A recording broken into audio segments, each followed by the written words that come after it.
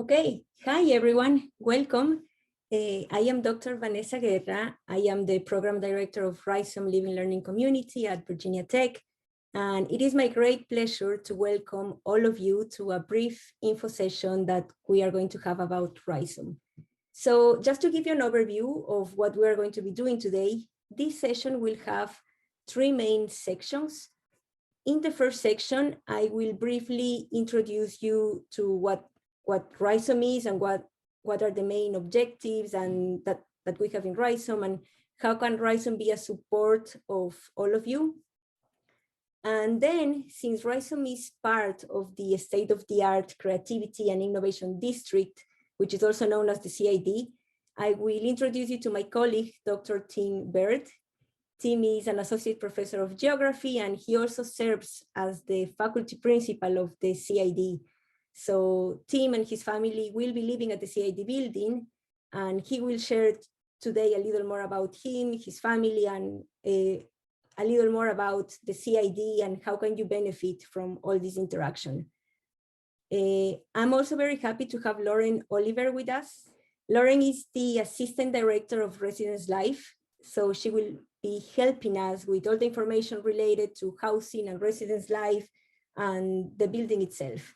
So that will be the first section, which is an introduction of Rhizome and the CID. Then in the second section, we want to focus on the students' perspectives. So for that, we will have Lizzie and Alexander. They are both students at CAUS, and they both have been members and leaders of different living learning communities. So they will share a little about their experience as students and how living learning communities have been of support for them. So that will be the second section. And then on the third section, we will have about 30 minutes for the Q&A. And with that, let's get started.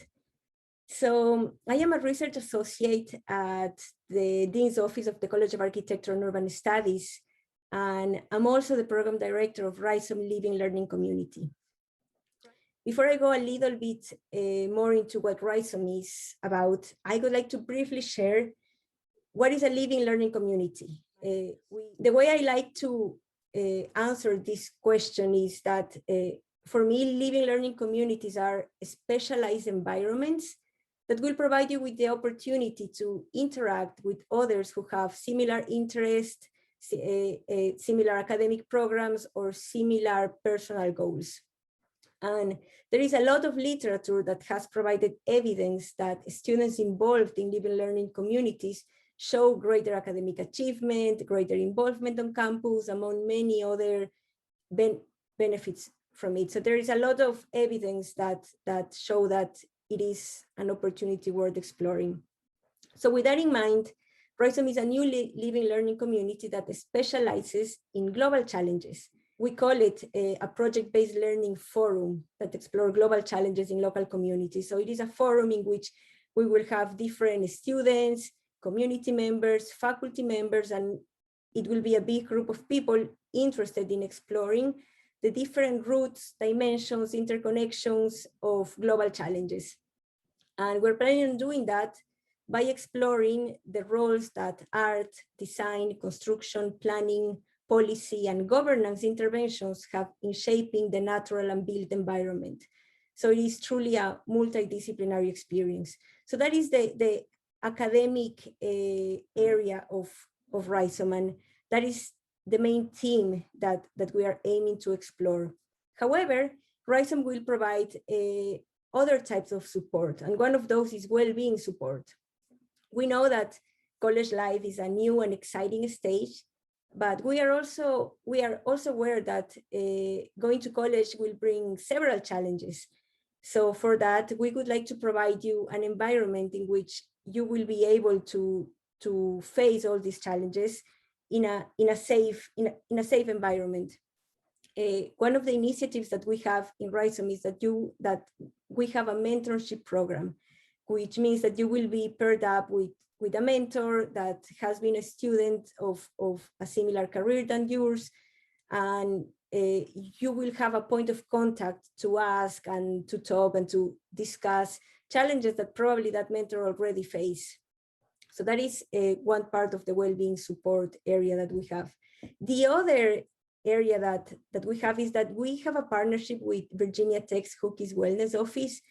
And because of that, we are planning on providing different workshops that are intended to give you tools to transition in a better way into college life. Some of the workshops that we have in mind include topics such as proper sleep and nutrition, mindfulness and stress management. We have one workshop about financial wellness. We have another one about strategies to party positively and strategies to recognize healthy and unhealthy relationships, among others. So these are some other workshops that will be available to you so you can find this other type of support. And then a third sphere that we are aiming to provide with Rhizome is opportunities to build a network of students, faculty, and community members that are interested in global challenges, interested in exploring global challenges. So Rhizome will help you identify various cultural and social activities such as movie nights and trivia nights, or even volunteer opportunities that are already available within Virginia Tech and within Blacksburg. So we think that Rhizome could become a bridge between you and all the opportunities that are already available to explore global challenges from different perspectives. Another benefit of living in a living learning community such as Rhizome is that you will be able to have close contact with faculty outside the classroom experience. And that includes me, includes Tim and his family, but mainly a wide group of faculty members that are associated with us. We call them Rhizome Fellows, and which will be in close contact with you. They will come to have dinner with you. They will come to our events. They will invite you to take part of their interests and some of their events. So it will be opening a door to a wide network of different people and interests and opportunities that will help you identify which ones you would like to get close with or not. So that those are some of the main benefits of Rhizome. Academic support, well-being support, and networking opportunities. And we do all these under the umbrella of global challenges. We are interested in exploring global challenges from different perspectives and with a project-based learning approach in mind. So that is a brief overview of what Rhizome is. Now, another very interesting feature of Rhizome is that along with two other living learning communities, Rhizome is housed at the new residence hall within Virginia Tech's broader Creativity and Innovation District, also known as the CID. So as residents and members of the CID, you will benefit from the creative and collaboration spaces that this new building will have, but also you will benefit from the interaction with the CID vibrant community. So for that, I will ask Tim to please introduce himself and to tell us a little more about the CID community. Wow, thank you, Vanessa. I was thinking as you were speaking, like how organized and you were in presenting all that. And now I'm going to follow. I'm happy that you're with us tonight. If you are able to and you're willing, I'd love to see you. I'd love for you to turn on your cameras if you're comfortable. So my name is Tim, and I'm a professor in the geography department at Virginia Tech. And my family, my wife and I have 3 children. We're moving into the dorm. For the students who are on the call, we're going to live with you. For the parents on the call, we're going to live with your children, and your children will live with our children. I have 2 daughters and a son. Our oldest, Eleanor, is 12. Our son, Oliver, is 9, and Alice, our youngest, just turned 8. Alice is into skateboards and bows and arrows right now, and she just got her ears pierced. And so she's pumped, not with the bow and arrow though. And Oliver's into soccer and Minecraft, and Eleanor is becoming a young adult. I mean, she's changing. She's becoming more mature. She's intimidated by the world in a way. I mean, she's just becoming aware. But she's great. They're all great, thoughtful, kind children. We're really proud of them. I'd like to add to Vanessa's really thorough and great description of Rhizome and how it fits into this larger thing. Living learning communities is about coming to college and saying, I want a group of people who are kind of interested in the same thing that I'm interested in. And this is what living learning communities are about. If you're interested in X, here are a bunch of other people who are interested in X. And it's a nice way to start off college on the right foot. So that's living learning communities. Residential colleges is a different thing, a little bit. And it's about living with a family, living with an adult, living with a professor. And part of that, I think, is about mentorship. One thing that we know really greatly benefits students, undergraduate students specifically, is interacting with faculty, especially in informal settings. Not when you're having to take a test and not when you have to go to office hours, but when you just see them, on campus or in the dining hall, or when you're coming back from doing your laundry and you just chat. My job is going to be, and my privilege is going to be, to interact informally with your children, with you, the students. So CID is integrating these things. It's integrating the living learning student groups around a shared interest with the residential college model, which is about having a faculty person, and there will be a couple of other recent, maybe one other recent graduate who will live and has a position in student life and will live in the building with us, student life coordinator. I think also part of the purpose of this kind of a setup, which is kind of new to Virginia Tech, I will be the fourth. This will be the fourth residential college. We have 3 other faculty members who live in dorms with students. It has a long tradition in other universities in the United States, and it goes back really to Oxford and Cambridge in the UK. I think one of the other benefits is just adults modeling adult life for undergraduates.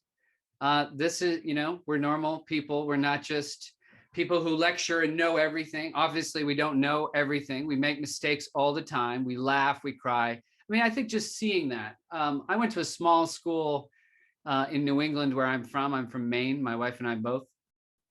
And we knew our professors. They knew our names. We knew them. We would have dinner with them.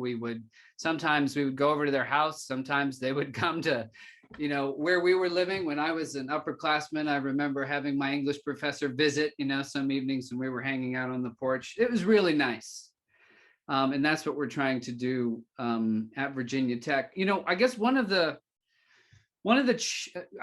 before I talk about one of the challenges for this building and also one of the great benefits, I would just say, especially to the parents who are with us tonight, and so I'm going to address you, but I'd like everybody to listen because I think it'll make sense to everyone. For those of you who have already done college, you went to college, you're done, you learned a lot of stuff, but a lot that you learned wasn't in the classroom. It was in the dorm, it was with friends, it was late at night, it was on the weekends. And part of the residential college model and also the living learning community model is about recognizing the incredible value of that learning on campus that takes place outside of the context of courses, outside of the context of classrooms, how important it is, and to do that well with care and with intention. So that's another aspiration for these types of things. This building is going to be, it's a spectacular, toy, really. I mean, it's like $110 million toy. It is going to have the kind of space that you dream about having not far from where you're sleeping. Studio space, gallery space, practice space, performance space, maker space, study space. There's a library, there's classrooms. They're going to be big lounges and places to hide and places to gather and places to have late one-on-one conversations, you name it. And there's going to be 600 people living in the building. And there's going to be 4 different kind of really tight communities. There's going to be Rhizome. There's going to be Studio 72, which is an LLC focused on art and creativity. And there's going to be an LLC focused on entrepreneurship called Innovate. And we're going to have about 150 student athletes who live in the building. Division I student athletes, men and women, all of the different sports represented. They have crazy busy lives. They're going to have different challenges and different opportunities than the rest of us who are not Division I athletes. And they're going to have a lot about their lives that's very similar. My job is to have each of these groups be vibrant and to be dynamic and exciting and welcoming, and for there to be some cross-fertilization so that there's kind of nested communities. You're part of an LLC, but you're also part of a group of LLCs. And there's going to be plenty of babysitting opportunities. So you should write that down also. That will be a challenge. It absolutely will be a challenge. It will also be a terrific opportunity. I mean, that's always the case, right? So I think with that, I've said the most important things, and I'll just keep nervous talking otherwise, so I'm going to pause. But I'm really glad to be with you tonight. Thank you, Tim. That was a wonderful description of what the CID is. So yes, that was a quick overview of what Rhizome is and what the CID is. Now, I just want to very briefly describe what are the program requirements to be part of this. So if you're interested in Rhizome, if you want to be part of Rhizome, there are only 2 requirements to be part of this program. The first one is that first-year students will need to take a course called Acting on Global Challenges during the spring semester. That is a 3 credits course, which works kind of, it works like a seminar, but also as a studio class. So it is a mix model between a seminar and a studio. And then the second requirement to be part of Rhizome is to be excited to be engaged in all the activities that we will be having. So it's to be actively engaged, to participate, to be interested in building a community and also being part of a community.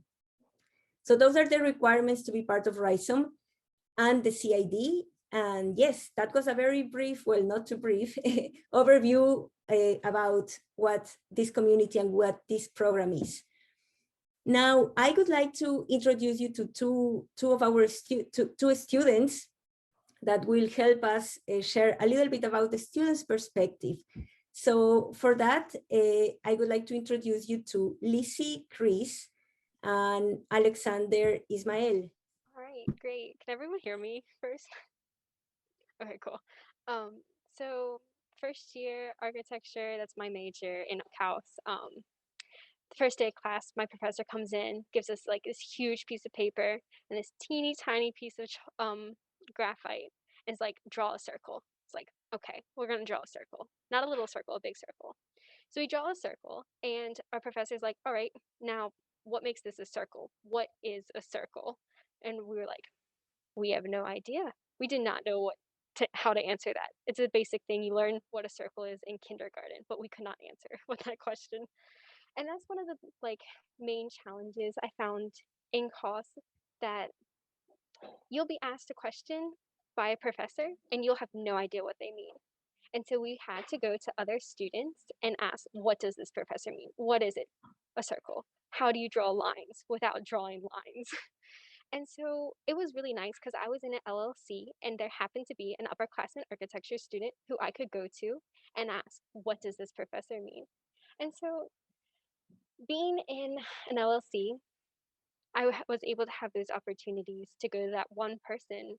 But however, that was only one person. And with Rhizome, you'd have many people who are within CAUS and even outside of CAUS who would be able to provide different insights into what your projects and other assignments is. As well as in an LLC, you're able to have people, as Vanessa had said, that have similar ideals, goals, morals as you. And that's where I met all my friends. It was nice to just walk down the hall, knock on a door, and just be like, hey, what's up? You want to do homework? You want to hang out? Go to the dining hall and get some food? And so being in LLCs, it's really nice. I really enjoyed it. They were able to give me opportunities, answer my questions, meet new friends. One of my favorite things was we had a s'mores night that was hosted by the LLC that I was in, and we just roasted marshmallows over the stovetop. So it was really interesting, and I say LLCs are a great place to be. Rhizome in particular, I wish I had something like that where I had other people wanting to answer global challenges through their major, outside of their major, through similar pathways. So, yeah. Thank you, Lizzie. That was great. Hi, everyone. My name is Alexander. I'm also a second-year architecture student, and Lizzie and I are actually in the same studio, so that's pretty cool. And surprisingly, we didn't really know each other last year, so it's interesting. As you move on through your years, you'll get to meet a whole bunch of new people. So don't think that it only stops after your first year, which is great. So personally, I was not in an LLC my freshman year, but I am currently a part of one as an RA, resident advisor, where I am now in West Ambler Johnston. I'm a part of the residential college at West AJ. And that's really just, it's a good model for just what a residential college looks like. We have all kinds of people ranging from freshmen all the way up to graduate students, and of course the faculty principal as well. And so what's really cool about a residential college is that you have a sort of confluence of events that are always happening all the time. So you have events that are building wide, and you have events that are floor wide, but then you'll also have events in the CID that are for the community itself, which I think is something really cool because that is something that we have not seen anywhere else on Virginia Tech's campus yet. So we're going to be kind of pioneering what that looks like. But basically what I mean by all of that is there's going to be opportunities all over the place. And so Rhizome is just an awesome place that you can put yourself in. And I'm actually a tour guide for Virginia Tech. And one of the things that I go over during Housing and Residence Life is talking about LLCs, because I personally cannot recommend them more than enough. I really regret that I was not a part of an LLC my freshman year, because the major advantage, and everyone has already touched on this, is that you're immediately hooked into an automatic community. And that's something that you definitely won't get if you're not a part of it, which is something that I faced, and it was a challenge that I had my freshman year because I felt very isolated. My two roommates were not a part of my major, architecture.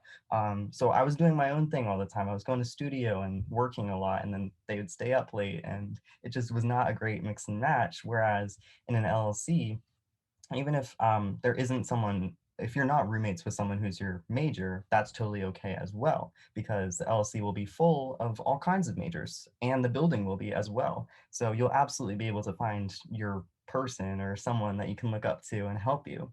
And it's really interesting because I'm almost on the opposite side of what Lizzie just talked about. And this will be kind of my concluding story here. As an RA, I have a resident who's a first-year architecture student, and she was really struggling through her studio freshman year and just learning all of the big concepts that you learn for design, because with the College of Architecture and Urban Studies, the School of Architecture and Design, we combine our 4 majors together our freshman year. So our studios have architecture, landscape architecture, interior design, and industrial design students all together. So they're teaching really big picture ideas about design in general. And that can be really confusing and hard to grasp at first. So I got into a great conversation with this resident who's in architecture. And after talking to her, she just sort of understood kind of what was going on and what it was all about. And that's exactly what Rhizome can gain you. You will be able to find someone who will be able to mentor you, whether or not they're a part of your major or not. You can just get life advice from people because everyone comes from a different walk of life. And that's kind of the amazing thing about just the CID and Rhizome in general, is that we're going to have such a great diversity that you'll just have so many different ideas all over the place, and learning will happen everywhere. So I cannot just push for it enough. It's absolutely something I'm looking forward to a lot. And I hope to meet you guys next year. Thank you, Alex. That was wonderful as well. Yes, just being able to listen all the perspectives that you have provided and seeing how you have evolved all your ideas and how the living learning community has been part of that process is wonderful. So thank you both for sharing your experiences with us, and we are very happy to have you on board for next year, and we are sure that you will continue to be tremendous leaders for all the incoming students in this. if there are any questions, please feel free to type them into the chat. We can keep talking a little more about the program in case any new questions emerge. I got one private question that I can answer and you can chime, Vanessa, but in terms of someone said, when will we find out if we've been accepted into Rhizome? So every month we do an application cycle. So some program directors are able to get those acceptances out kind of as we go, but most of us, so I work with all the living learning programs, most of the decisions you'll receive right around the first of the month. And then you have 2 weeks to make a decision of whether or not you're going to accept that offer. So if you applied in the April cycle, then there will be another deadline on our end to get you answers around your acceptance by May 1st. So Vanessa may be really on top of it compared to me, but if I am like in charge of a program, you probably won't hear until the first of the month, because I will probably, similar to some of you on your assignments, wait till the very last moment I have to complete them. But you will know the first of that month, and then you will have 2 weeks to decide between up to potentially 3 offers of living learning programs, which one is fit for you. But you can find more information about the application cycle online too, and I can put that link in the comment section. Thank you, Lauren.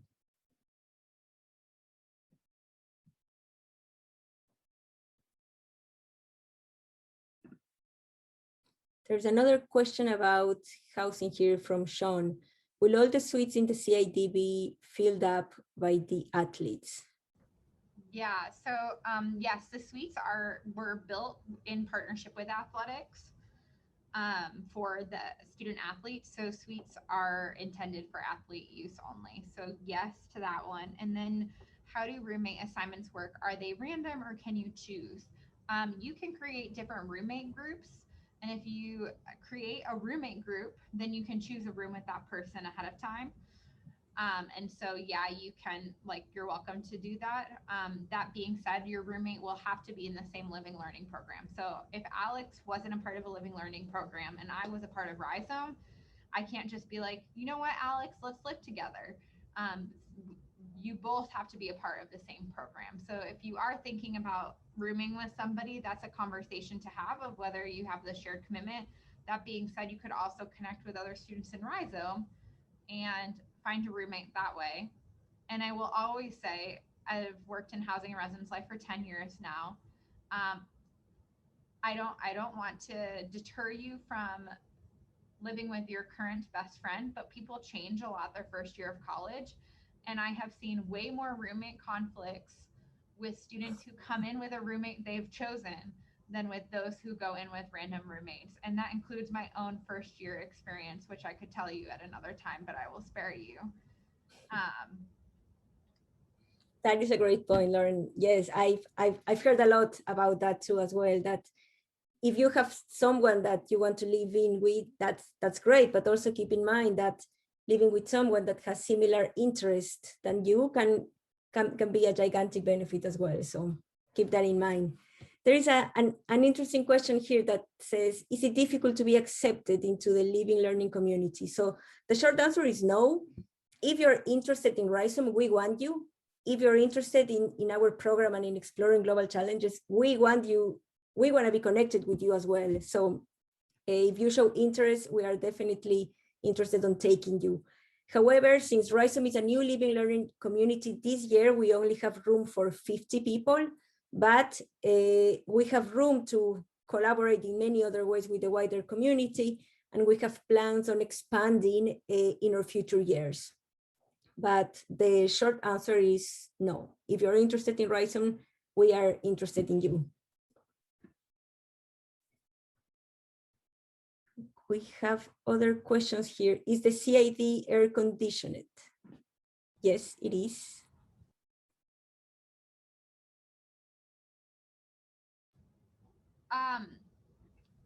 Avery, you should be able to, so this is something that's helpful probably for you all to know. But in the fancy world that is the day and age that you all live in, you actually get put into this system where you can like search for roommates based on particular criteria. So you can be like, oh, this person goes to bed early. This person is this in my LLP, and this person is clean. So yes, you can use the like little search feature to find other people who have things in common with you. We don't share like a whole list, and you have to opt into that program. So students have to opt into that matching site, but it's really helpful. And a lot of students do that to try to find people that they're compatible with along the way. There's another question here that says, what are the type of problems that we will be solving in Rhizome, and what is the process that which a solution is developed? I love this question. And to answer this question, I want to bring back an example of an experience that I had. So 2 years ago, I was working at the World Bank in DC, and I was working on a project to build public spaces to promote inclusion in Karachi, Pakistan. So we had the mission of developing this park, and in order to do that, we developed surveys to ask people and citizens around these neighborhoods what type of park would they like to have. We wanted to know their preferences so we could build or design something according to their needs. What was interesting about this experience is that after we ran the surveys with the people that were with the potential users of this park, what most of them answered in these surveys is, we want chairs for our schools. But we had funding to do a park. But people were saying, we don't want a park, we need chairs. In any case, to make the long story short, this project was funded from NGOs and from donations, and those funds were allocated to build infrastructure. So we needed to build a park. Only 50 students in Rhizome. But that experience in a way was showing that very often we like to answer right the wrong question. And there is nothing worse than answering right the wrong question. So what we are interested in exploring is Rhizome. We want to find what are the questions that we need to be looking at. It is very common to jump into solutions and ways of addressing things, but very often we don't dedicate enough time to analyze those questions. So we are interested in exploring the roots, the interconnections, the sources of the global issues that we are interested in. And one of our main goals is to open boxes. We are not aiming on closing boxes and coming up with answers, but it's kind of the opposite. In order to address global challenges, we believe that we need to open more questions, open boxes, start thinking about where do these issues come from. And those are some of the examples that we will be looking at. We will be analyzing at the roots of these issues, and we are going to be asking a lot of whys and what is this connected with.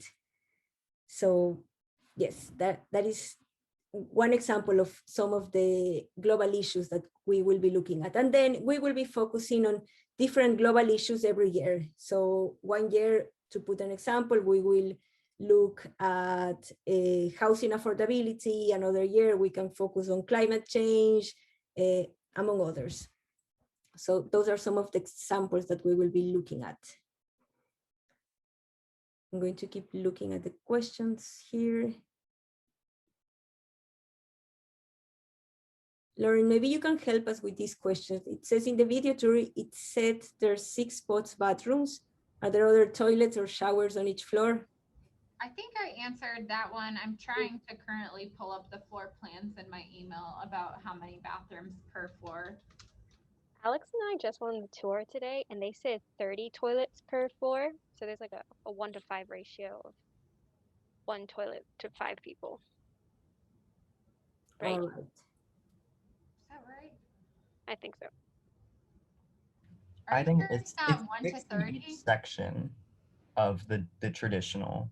This is not including the suite sides, of course. I'll get you a firm answer while other questions come in, because I can pull up the floor plans.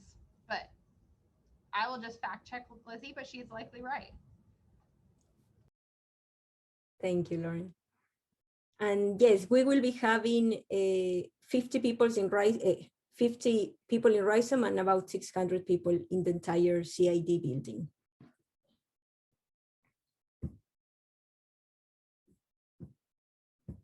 Okay, we'll see if there are any additional questions.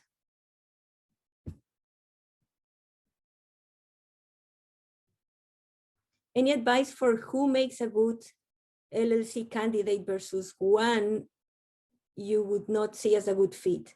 Also about how much time would you plan to spend in Rhizome activities? Great question as well.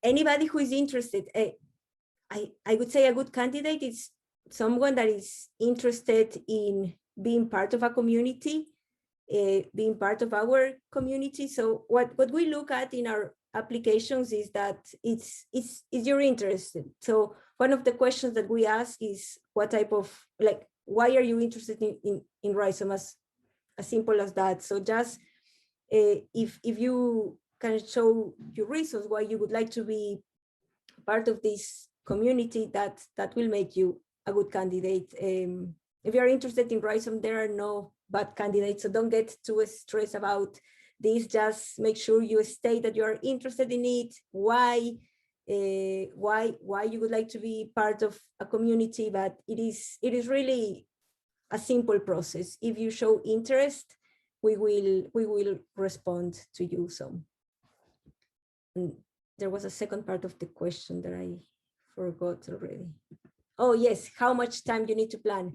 Yes, so we are planning on having weekly and bi-weekly activities. So these activities will be about an hour per week. Some of these are workshops, some of these are dinners, some of these are socials. And of course, you're not required to attend this, but you are encouraged. So we will meet every Thursday evening from 7 to 8, and we will have activities and opportunities to interact. So I would say about an hour per week. And during the spring semester, we will have a 3 credits hour class. So that takes the weight of a normal 3-hour credits class. And every week I will have some kind of activity in our apartment. It may be a speaker, it could be a panel, it could be a group of students presenting something, it could be a discussion about a movie or a book. That will happen every week on a Friday afternoon, and also every week, I think on a Monday evening. We've planned on. My family will reserve a big room in probably one of the big dining halls for returning students D2, and we'll eat dinner together. Our kids will come. They'll be skateboarding around and shooting off arrows and all of that. So those are a couple of other opportunities that you'll have every week. And there's going to be all kinds of impromptu stuff happening all the time. And one of our challenges will be like communicating that to you so that you feel like you can fit it in, or if it interests you, you can do that. But all of this is none of this is going to be required. It's just going to be available if you're interested.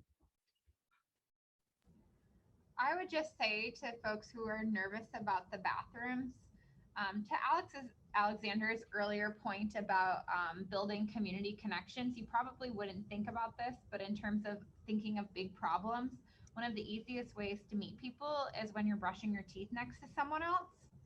And so I actually find that some of our most fruitful communities where students have vibrant relationships are buildings where folks have community bathrooms. So I know sometimes you're used to kind of the luxury of having privacy in your own home, but there's actually some high value on like community and shared space that can happen. And so that's why, even though this is a new building, they moved to the model of having these really open, beautiful sink areas so that you can meet 5 new friends on your first day brushing your teeth. And so I would say don't get too hung up on that. Oh, and then in types of amenities in the building, I can maybe touch on that a little bit. Tim, you might be able to chime if I miss anything. And Lizzie and Alexander and Vanessa, if you think of stuff too. But some of the things that stick out that I think folks love to hear about is if you're a musician, there's amazing practice rooms. And so that's something really cool to think about, because then you're not driving your whole floor crazy playing your saxophone in your room. So you get to like maintain good, positive relationships with other people while also getting to like practice your art. There's also a really beautiful performance hall So I imagine we'll have lots of artists that come to the space through the Moss Arts Center and things like that who work with us. And so that is a really cool, unique feature. And then I would say there's a lot of beautiful outdoor space around the building. And one amenity to think about that folks might not be connecting with is actually the presence of art. So a lot of our other, not to say anything bad about them, but a lot of our other residence halls on campus have gray walls when you walk down them, and maybe student art and door tags and things like that.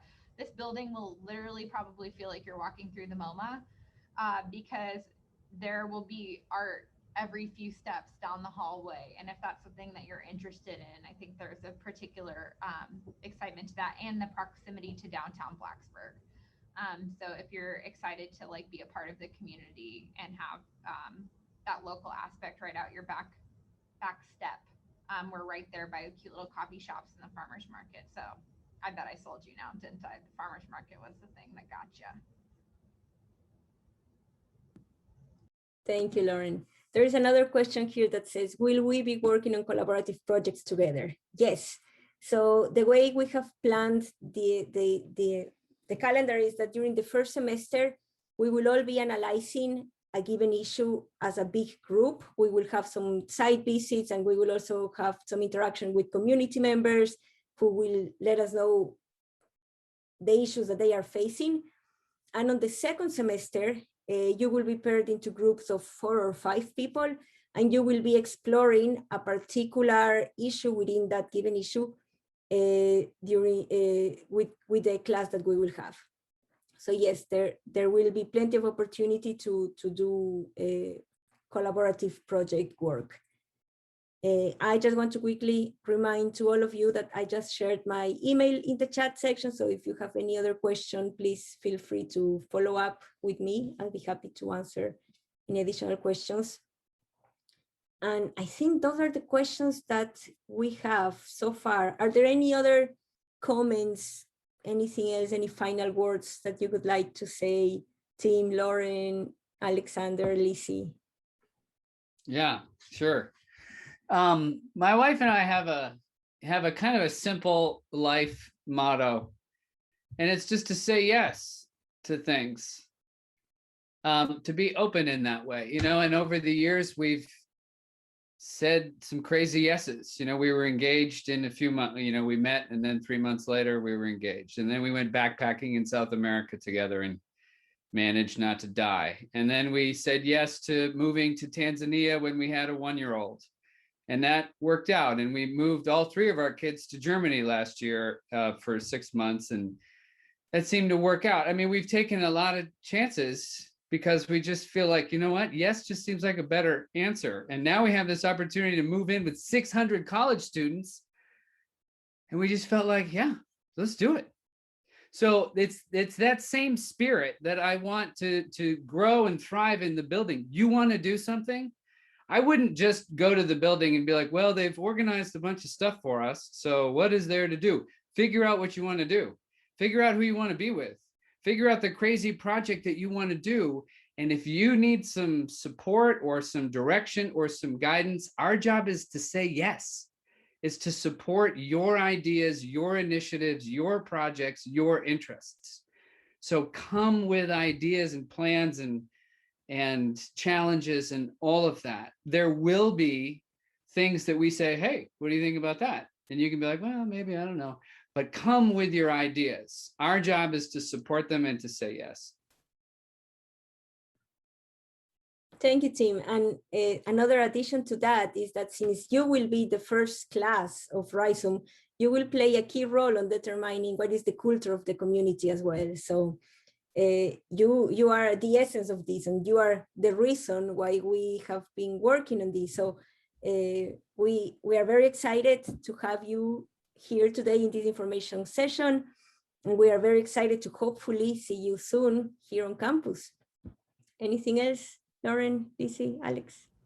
No? I would just say, I know that sometimes it can feel like you thought that after making the college decision of where you wanted to go, that you were done, but there's going to be a lot of incredible decisions along the way. about how you shape your experience here. And this is probably one of the first ones that you'll interact with, is getting to choose whether or not you'll be a part of a living learning program. We can only highlight, I think, the benefits, because it's really, when you get here, it's kind of your choice and how you wish to engage in that living learning program. But at least you'll have the option once you get here to choose that. So don't get too overwhelmed by all of the decisions. And then I call it the Netflix paralysis, of where there's so many choices on Netflix, so I just don't make a choice of what I want to watch and I give up. Don't give up. I think you'll be glad that you did choose to be a part of a living learning program. So opt in. And also, I love there's a 608 area code on here that just messaged me, and they're from Wisconsin, and I am too.